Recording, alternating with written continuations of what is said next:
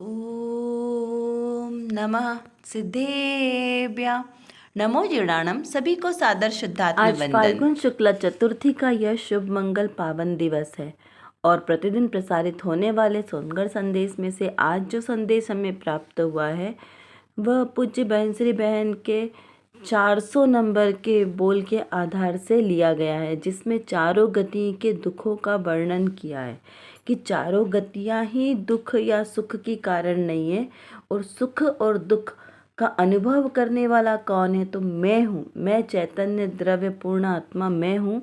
इस प्रकार से इस संदेश में बताया है। तो चलिए पढ़ते हैं आज का संदेश। इसमें लिखा है, मैं तो शाश्वत पूर्ण चैतन्य जो हूँ सो हूँ। मुझ में जो गुण हैं वे ज्यों के त्यों जैसे के तैसे ही हैं। मैं एकेंद्री के भाव में गया, वहाँ मुझे कुछ कमी नहीं लगी, और देवगति के भाव में गया तो वहाँ मेरा कोई गुण कम नहीं हुआ। ऐसी दृष्टि ही एक उपादेय है। जानना सब किंतु रखना एक द्रव्य पर। दृष्टि कहाँ रखना? एक द्रव्य पर। बहुत ही सुंदर यह संदेश। इसमें क्या बताया है कि दृष्टि का विषय हमारा क्या होना चाहिए, ध्यान का ध्येय क्या होना चाहिए और किस चीज़ का हमारे को ज्ञान होना चाहिए, हमारे ज्ञान का ज्ञेय क्या हो। तो यहाँ पर दृष्टि का विषय बताया कि ज्ञान का ज्ञेय मेरा एक निशुद्धात्मा हो, ध्यान का ध्येय एक मेरा निशुद्धात्मा हो। तो क्या काहे के लिए ऐसा कहा? क्योंकि सर्वोत्कृष्ट पदार्थ मेरा एक शुद्धात्मा ही है।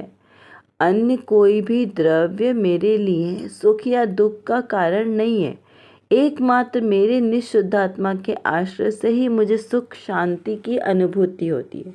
क्योंकि जानने देखने वाला आत्मा तो मैं स्वयं हूँ ना, परिपूर्ण आत्मा, चैतन्य चिदानंद घन स्वरूप आत्मा मैं स्वयं हूँ। इसलिए तो यहाँ कहा कि मैं तो शाश्वत पूर्ण चैतन्य जो हूँ सो हूँ। मुझ में कोई फेर बदल नहीं है, मुझ में कोई कमी नहीं है। मुझ में जो गुण हैं, अनंत गुण, वो ज्यों के त्यों एक जैसे अनादि काल तक रहने वाले हैं। चाहे मैं किसी भी पर्याय में जाऊँ, मैं निगोद की पर्याय में जाऊँ, चाहे देवगति में जाऊँ, चाहे कोई भी पर्याय धारण कर लूँ। कौन कौन सी? 4 गतियों की 84 लाख जो योनियाँ हैं ना, उत्तर योनियाँ बताई, उन सब में कहीं पर भी भाव धारण कर लूँ, लेकिन फिर भी मेरे आत्मा में जितने गुण हैं वे कोई एक गुण भी कम या अधिक नहीं हो सकता। कोई मेरे गुणों को चुरा नहीं सकता। कोई मेरे अंदर से मेरी इच्छित चीज़ों को ले नहीं सकता। क्योंकि उसमें वो सदाकाल वहीं रहते हैं, वहाँ से एक थोड़े से भी बाहर नहीं जाते। और ना ही कोई दूसरा गुण हमेशा बोले कि ये गुण बहुत अच्छा है और ये मेरे जीव तत्व में नहीं है तो उसको यहाँ प्रवेश करा दे। तो ऐसा नहीं होता। मेरे जीव तत्व में किसी भी प्रकार की कोई कमी ही नहीं है। जब मैं एकेंद्री का भाव धारण किया तो बताओ वहाँ पर क्या क्या सुख था? कुछ नहीं, एकमात्र एक स्पर्शन इंद्री थी एकेंद्री के भाव में, लेकिन फिर भी वहाँ मुझे कोई कमी नहीं थी, फिर भी मैं वहाँ परिपूर्ण था।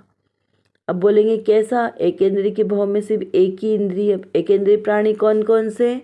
जल काई, पृथ्वी काई, वायु काई, अग्नि काई, वनस्पति काई। ये जो जीव है ना, जिनका सिर्फ एकमात्र शरीर ही होता है, वो सब एकेंद्रीय जाति के कहलाते हैं।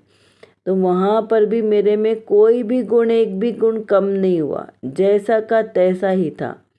और देवगति में गया तो वहाँ वैक्रियक शरीर, और कितना सुंदर, सदा काल एक जैसा रहने वाला, निरोग रहने वाला, ऐसी अद्भुत काया मिली।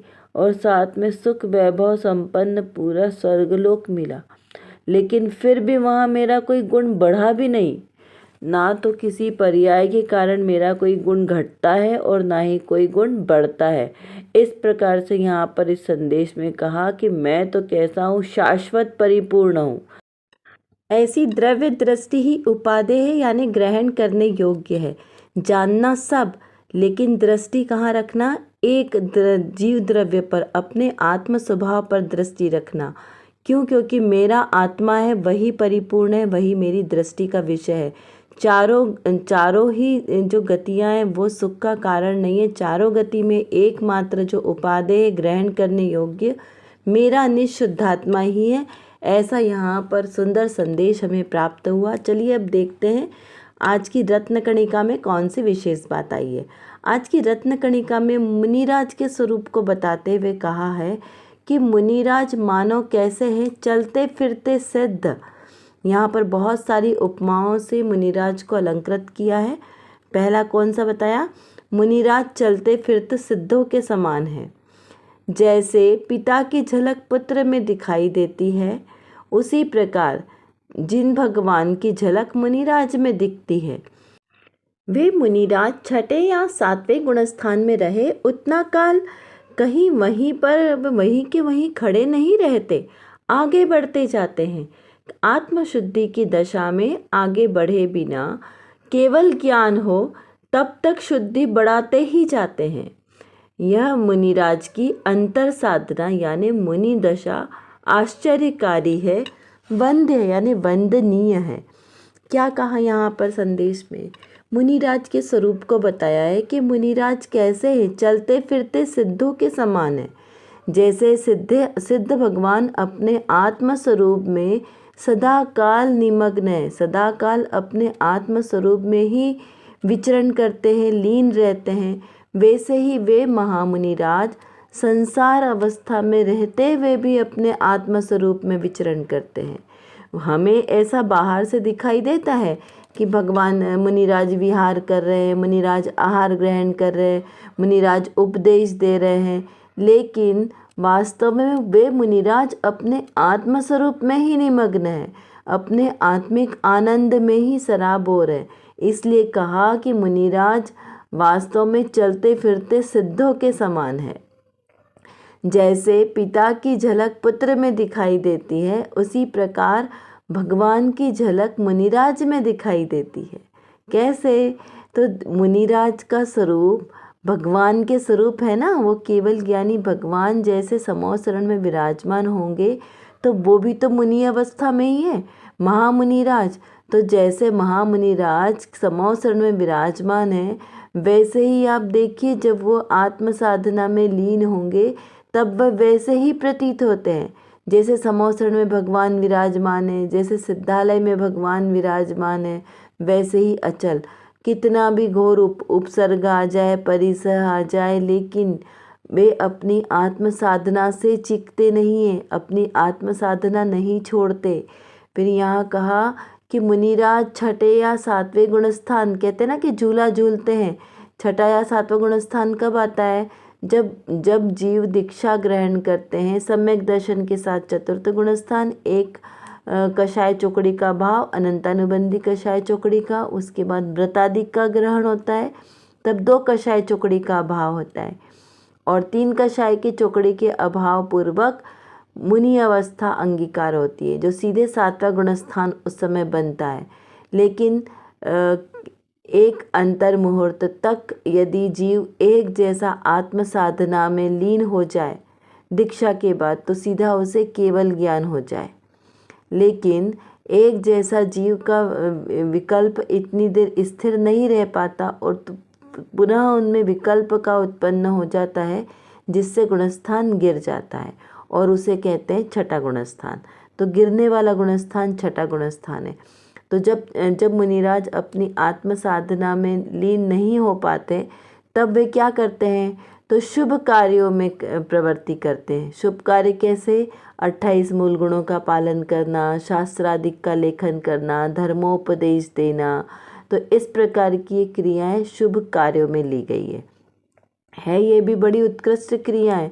संसार में यहाँ पर भी किसी के प्रति आसक्ति का भाव नहीं है, संसार विषय भोगों से विरक्त ही है, लेकिन आत्मस्वरूप में लीनता नहीं है, वो शुद्ध उपयोग वाली दशा नहीं है। इसलिए इसे यहाँ पर कहा कि यहाँ पर जीव अपने स्वभाव से हट गया है, अपने स्वभाव में लीनता उसे अभी नहीं है, इसलिए उसे यहाँ पर गुणस्थान गिरने वाला बोला है। तो यहाँ पे कहा कि मुनिराज उसी अवस्था में बहुत काल तक नहीं रहते, आत्मशुद्धि की दशा में आगे बढ़ते ही जाते हैं। जैसे वो महाव्रत आदि का पालन कर रहे हैं, फिर पुनः ध्यान की दशा में आरूढ़ होते हैं, पुनः ध्यान लगाते हैं। ऐसे कहते हैं कि क्षण क्षण सिद्धों से बातें करते, क्षण क्षण अंतर्मुख होते सिद्धों से बातें करते हैं। क्योंकि उन मुनिराज की दशा पता ही नहीं चलती कि कब वे अपने उपयोग से बाहर आते हैं और कब वापस अपने उपयोग में लीन हो जाते हैं। क्यों? क्योंकि ये उनकी दशा ही ऐसी होती है। हिरण आकर उन्हें खाज खुजा कर चला जाता है चट्टान समझकर, तो भी वे अपनी आराधना से नहीं टिकते। उपसर्ग करने वाले बैरी उन्हें आकर रुई लपेट के जला देते हैं। कोई उन्हें पर्वतों से गिरा दे, कोई समुद्र में फेंक दे, कोई अग्नि लगा दे, कोई बाणों से छिद दे, कोई उनको आकर छेदन भेदन कर दे, तो भी वे अपनी आराधना से नहीं चिकते। ऐसे वे महामुनि अचल अपने ध्यान में आरूढ़ होते हैं। तो ऐसे जो महामुनि हैं वे ही उपादेय हैं। जो कहा ना कि पिता झलक जो पुत्र में दिखती, जिनेंद्र झलक जिन राज चमकती। तो क्या कहा कि जैसे ही भगवान का स्वरूप है, निराकार निरावरण और सर्व कर्मों से रहित, वैसे ही वे महामुनिराज अभी उसी दशा में आरूढ़ हो रहे हैं। इस प्रकार से उनका यहाँ पर स्वरूप समझना। वे महामुनिराज जब तक केवल ज्ञान प्रकट न हो जाए तब तक अपनी शुद्धि को बढ़ाते ही जाते हैं। वह महामुनिराज की अंतः साधना है। धन्य है यह मुनि दशा, आश्चर्यकारी है, वंदनीय है। ऐसे महामुनिराज के चरणों में शत शत बार वंदन हो, नमन हो। तो चलिए, अभी हमने यहाँ पे मुनिराज के स्वरूप को समझा। अब देखते हैं आज हम यहाँ पर कुछ प्रश्नों के माध्यम से जो समझा उसे कितना समझ पाए, उसका हम चिंतन मनन करते हैं। तो अनादिकाल से कौन है जो जीता है और जिएगा और जी रहा है? कौन जीता है, शरीर या मेरा आत्मा? हमें चिंतन करना है कि मैं मतलब कौन। तो जो जीने वाला है, चैतन्य प्राणों से जीता है, वो कौन है? मैं हूँ या फिर शरीर है? क्योंकि हमें अभी किसके प्रति बुद्धि है? शरीराश्रित बुद्धि है, आत्माश्रित बुद्धि हमारी हुई नहीं है। तो हमें अभी चिंतन करना आवश्यक है कि कौन है जो मेरा है। फिर अपरिणामी द्रव्य कौन सा है? अपरिणामी यानी जो कभी परिणमित नहीं होता, जो सदाकाल एक जैसा रहता है, जो घटता न बढ़ता, एक जैसा रहता है। तो ऐसा द्रव्य कौन सा है? इसका विचार और चिंतन करें और निर्णय भी करें साथ में कि मैं कौन हूँ। क्योंकि हमें अपने स्वरूप का विचार करना है ना, तो हमें ख्याल रखना पड़ेगा कि मैं कौन हूँ। सदाकाल जीने वाला कौन है? अपरिणामी द्रव्य कौन है? अचल, अरूपी, अस्पर्शी, ये गुण है कौन? जानने देखने वाला ये कौन है? किसके गुण है ये? इसका चिंतन मनन करना है कि मुनिराज क्या 28 गुणों का पालन करते हैं? यदि हाँ तो कब करते हैं, इसका विचार करें। क्योंकि कहते हैं ना हम कि वो मुनिराज किसे कहते हैं? तो जो 28 मूल गुणों का पालन करते हैं। उपाध्याय की कौन है? तो जिनके 25 मूल गुण हैं। तो यहाँ पर कहा कि ये मूल गुणों का पालन करने वाले मुनिराज हैं क्या? यहाँ पर चलते फिरते सिद्ध भगवान महामुनिराज को कहा है, तो किस प्रकार कहा है? मुनिराज का स्वरूप क्या है? जो परिसह को सहन करते हैं वे मुनिराज है? तो नहीं, जिन्हें परिसह आ रहे हैं ये पता भी नहीं चलता, ऐसे परिसहों पर विजय प्राप्त करने वाले वे महामुनिराज है। वे कोई भी आत्मिक साधना को खींच तान कर नहीं करते, सहज उनके नियमादिक पलते हैं। ऐसे सहज अपनी आत्म गुफा में निमग्न रहने वाले ऐसे महामुनिराज है। ऐसे शुद्धोपयोगी महामुनिराज के चरणों में बारंबार नमस्कार हो, वंदन हो। अपनी मति को व्यवस्थित करते हुए हमें यह निर्णय करना है कि मैं कौन हूँ और मेरा स्वरूप क्या है। इस प्रकार यथार्थ निर्णय के साथ हमें अपना श्रद्धांत पक्का करना है।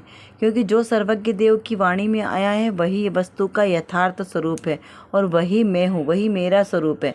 इसी स्वरूप को समझकर अनंत सिद्ध हुए हैं, अनंत सिद्ध हो रहे हैं और आगे भी ऐसे ही अनंत सिद्ध होंगे।